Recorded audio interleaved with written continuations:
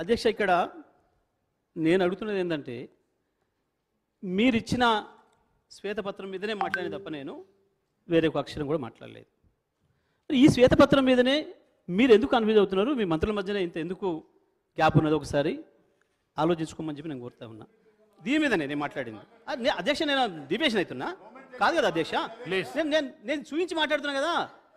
నేను ఎక్కడన్నా మీరు డిబేట్ అయితే, నేను పొలిటికల్ ఇష్యూస్ మాట్లాడితే, వాళ్ళ వ్యక్తిగత విషయాలు మాట్లాడితే మీరు అనొచ్చు. నాకు ఎప్పుడు అవ్వట్లేదు అధ్యక్ష.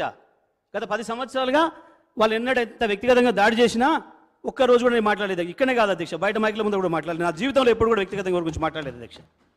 వాళ్ళిద్దరికి అన్నదమ్ములకి అలవాటు అది మొదటి నుంచి కూడా. ఆయన నేను ఎప్పుడు పోలేదు, నేను ఎప్పుడు కూడా అట్లా పోలేదు అధ్యక్ష. అధ్యక్ష, దాని మీదనే ఎంక్వైరీ చేయమన్నా, దాని మీదనే అధ్యక్ష. నేను కూడా మాట్లాడతా అధ్యక్ష. అవసరాల కొరకు, అధికారం కొరకు, పదవుల కొరకు, పేటెంట్ల కొరకు, కాంట్రాక్ట్ల కొరకు పార్టీలు మారే వీళ్ళ సార్ నాకు మాట్లాడేది. ఈ బహిమాల్లో నా గురించి మాట్లాడేది. ఈ పార్టీలో ఉండి ఆ పార్టీకి పోయి బీజేపీకి పోతే కూడా బీజేపీలో ఉన్న ఓటేయమని చెప్పిన గీల మాట్లాడతారా? గీలగా నైతికత ఉందా? వీళ్ళ నైతికత ఉన్న వాళ్ళు ఒక్క మాట చెప్పాలంటే, రాజకీయంగా వాళ్ళు ఏమన్నా ఆ పదం అనకూడదు ఈ సభలో. వాళ్ళకి వీళ్ళు సార్, వీళ్ళిద్దరు వీళ్ళు నా గురించి మాట్లాడుతున్నారు. నాది తెలిసిన పుస్తకం నా జీవితం అంతా. మినిస్టర్ గారు రాజగోపాల్ రెడ్డి గారు మాట్లాడండి. అధ్యక్ష ఒక్క విషయం అయితే, సమయాన్ని కేటాయించిన అధ్యక్ష మీరు సబ్జెక్టుకు డీవియేషన్ చేస్తున్నారు. మీరు నాతోనే డైరెక్ట్ నాతోనే మాట్లాడాలి. మీరు నాతోనే మాట్లాడాలి. సభ్యులు మాట్లాడేదానికి మీరు ఆన్సర్ ఎందుకు ఇస్తున్నారు? మీరు నాతోనే మాట్లాడాలి. సబ్జెక్ట్ మాట్లాడండి, మాట్లాడండి. అధ్యక్ష, నేను స్పష్టంగా దీన్నే కోట్ చేస్తా ఉన్నా. ప్రతి సందర్భంలో ప్రారంభమైన దగ్గర నుంచి ఇప్పటివరకు ఒక్కసారి కూడా నేను దీంట్లో నుంచి బయటికి పోలే, డిబేట్ కాలే. అవర్స్ విషయంలో కూడా నేను ఇప్పుడు డిబేట్ కాలే. ఎక్కడైనా సరే మేము ఎంత పారదర్శకంగా ఉన్నామో చెప్పినాం. మేము ఇవాళ స్పష్టంగా మేము మిమ్మల్ని ప్రభుత్వాన్ని అడిగింది, మేము అన్ని సిద్ధం చేసి ఇచ్చినాం. 24 గంటలు అన్ని రంగాల వినియోగదారులకి నాణ్యమైన విద్యుత్తును అందించినాం. మీరు దానికి కట్టుబడి ఉన్నారా లేరా? అది ఇస్తారా ఇవ్వరా? అది మొదలు చెప్పమని అడిగినాం అధ్యక్ష. రెండవది కూడా, కేంద్ర ప్రభుత్వానికి సంబంధించి అనేక ఇబ్బందులు మాకు ఎదురైనా మేము తట్టుకున్నాం. మాకు దాదాపు 35,000 కోట్లు కేంద్రం నుంచి ఆటంకం ఎదురైనా మీటర్లు పెట్టాలన్న విషయంలో మేము ఎట్టి పరిస్థితులలో నా కంఠంలో ప్రాణం ఉండగా తెలంగాణ రైతుకు మీటర్ రానివ్వను అని మా ముఖ్యమంత్రి, ఆనాటి ముఖ్యమంత్రి కేసీఆర్ గారు శపథం చేసిండ్రు. దాని ప్రకారం మేము నిలబడి ఉన్నాం. ఇప్పుడు మీరు కూడా మీటర్లు పెట్టకుండా ఉంటారా ఉండరా స్పష్టం చేయాలని చెప్పి మేము కోరుతా ఉన్నాం. ఈ సభ ద్వారా రైతాంగం తరఫున మేము కోరుతా ఉన్నాం. మేము ఇచ్చిన పద్ధతుల్లోనే 24 గంటలు అన్ని రంగాల వినియోగదారులకు ఇస్తారా ఇవ్వరా చెప్పాలని చెప్పి మేము స్పష్టంగా కోరుతున్నాం అధ్యక్ష. ఇవాళ వీళ్ళు మేమేం కరెంట్ ఇవ్వలేదు, వాళ్ళు తయారు చేసిపోయిన కరెంటే, వాళ్ళు పెట్టిన చెట్లకు మొలిసిన కరెంటే మేము ఇచ్చిన మాట్లాడుతున్నారు అధ్యక్ష. సమైక్య ఆంధ్రప్రదేశ్లోనే ఉన్ననాడు మీరు ఇవన్నీ ప్రారంభించింది నిజమే అయితే ఎందుకు ఇవాళ ఆంధ్రప్రదేశ్లో ఇప్పటికి కూడా 7 గంటల కరెంట్ వస్తుంది రైతాంగానికి? ఎందుకు ఇంకా అక్కడ విద్యుత్ కోతలు ఉన్నాయి? ఎందుకు మీ పరిపాలనలో ఉన్న రాజస్థాన్లో విద్యుత్ కోతలు ఉన్నాయి? ఎందుకు మీ కర్ణాటకలో విద్యుత్ కోతలు ఉన్నాయి?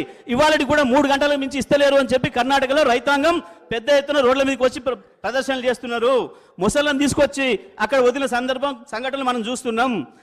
మీ పరిపాలనలో ఉన్న ఏ ఒక్క రాష్ట్రంలో కూడా రైతాంగానికి ఇంతవరకు కూడా 9 గంటల విద్యుత్ ఇచ్చిన పాపాన పోలేదు. ఇవాళ రైతాంగానికి అందుబాటులోకి తీసుకొచ్చి 24 గంటలు కరెంట్ ఇచ్చిన ఏకైక రాష్ట్రం తెలంగాణ రాష్ట్రమే. గత 5 సంవత్సరాలు 2018 నుంచి డిసెంబర్ వరకు కూడా, మొన్న డిసెంబర్ వరకు కూడా ఇచ్చింది మేమే అనే విషయాన్ని మేము స్పష్టంగా చెప్తున్నాం. ఇవాళ రైతాంగంలో ఉంది, రైతాంగం స్పష్టంగా ఉన్నారు, ప్రజలందరూ స్పష్టంగా ఉన్నారు. ఏ పారిశ్రామికవేత్తను అడిగినా చెప్తారు, ఏ విద్యార్థిని అడిగినా చెప్తారు, ఏ అక్కని అడిగినా, ఏ తల్లిని అడిగినా, ఏ చెల్లిని అడిగినా చెప్తారు. మంచిల బాధలు ఆనాడు ఉండే ఏముండే, ఇవాళ ఏముండే, కరెంటుతో ఏకంగా సమస్యలు పడ్డారు, బోర్ బావుల దగ్గర పోయి ఎన్ని గంటలు ఎట్లా నిలబడ్డారు, అన్ని విషయాలు కూడా ప్రజల ముందు ఉన్నాయి. మేము స్పష్టంగా చెప్తున్నాం, తప్పకుండా మేము చేసింది ఏదైతే ఉందో దాన్ని నిలబెట్టుకునే ప్రయత్నం చేసినా చాలు. మీరు అంతకంటే గొప్పగా చేయడం మీతో కాదు, మాకు ఆ సంగతి తెలుసు, కానీ అది నిలబెట్టుకున్నా చాలు. ఇప్పటికైనా మేము అడుగుతున్నది స్పష్టంగా చెప్పమని, ఈ చర్చ ద్వారా తెలంగాణ రైతాంగానికి మీటరు లేకుండానే విద్యుత్ ఇస్తారా ఇవ్వరా, 24 గంటలు అన్ని రంగాల విద్యుత్ వినియోగదారులకు అందిస్తారా ఇవ్వరా స్పష్టంగా చెప్పాలని ఈ శ్వేతపత్రం ఏదైతే ఉందో దీన్ని తప్పు తడకలు చేసుకున్నారు. పవర్ టారిఫ్కు సంబంధించి కూడా పవర్ టారిఫ్ను మేము ఏ పరిస్థితులలో కూడా రైతాంగం మీద భారం పడొద్దు, ప్రజల మీద వినియోగదారుల మీద భారం పడొద్దు. ట్రోప్ ఛార్జీలు కూడా ట్రోప్ ఛార్జీల పేరు మీద ప్రజలపైన వినియోగదారులపైన భారం పడుతుంది అని చెప్పేసి ఆ రోజు గౌరవ ముఖ్యమంత్రి ఆనాటి ముఖ్యమంత్రి గారు మా నాయకుడు కేసీఆర్ గారు అది కూడా మనమే తీసుకుందాం. రైతాంగం పైన ఒక రూపాయి ఖర్చు పడొద్దు, ప్రజలపైన భారం పడొద్దు. తెలంగాణ ప్రజలు 60 ఏళ్ళు అనుభవించిన శిక్ష చాలు, ఇక మళ్ళీ శిక్ష పడనీయొద్దు అని చెప్పి ఆ రోజు నిర్ణయం తీసుకున్నారు. టారిఫ్ కూడా పెంచకుండా ఉండాలి. అంతేకాదు మీరు ఇచ్చిన 200 యూనిట్ల వరకు అందరికీ తెల్ల రేషన్ కార్డులు ఉన్న ప్రతి ఒక్కరు కూడా ఏదైతే ఫ్రీగా విద్యుత్ ఇస్తానన్నారో ఆ విద్యుత్ కూడా అందిస్తారా ఇవ్వరా, దాని నుంచి కూడా తప్పించుకుంటారా చెప్పాలి. తప్పకుండా మీరు కరెంటు టారిఫ్ను కూడా పెంచకుండా ఉన్నదున్న పద్ధతుల్లో రూపాయి అప్పు లేకుండా తప్పకుండా మీరు చేయాలని మేము కోరుకుంటున్నాం. ఆ రకంగా మీరు ఇచ్చిన అన్ని హామీలు నెరవేర్చాలి.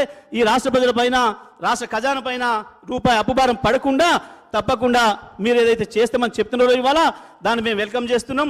మీ విచారణను కూడా వెల్కమ్ చేస్తున్నాం, ఏం సందేహం లేదు. కానీ ఇచ్చిన మాటలు తప్పించుకోవడం కొరకు కుంటి సాకులు వెతికే పనిలో మాత్రం పడొద్దు. ఎట్టి పరిస్థితులలో దాని కొరకు ఈ సభను వినియోగిస్తున్నారని చెప్పి మేము అనుమాన పడుతున్నాం. ఆ రకంగా ప్రజల్ని మోసం చేయడానికి కాకుండా ప్రజలకు మెరుగైన పరిపాలన అందించాలని చెప్పి కోరుకుంటూ తమరికి ధన్యవాదాలు తెలియజేస్తూ సెలవు అధ్యక్ష. రాజగోపాల్ రెడ్డి గారు. అధ్యక్ష, నేను యాక్చువల్గా మీరు స్పీకర్గా ఎన్నికైన రోజు ఆ సీట్లో కూర్చున్న రోజు నేను ఒక మాట చెప్పిన అధ్యక్ష.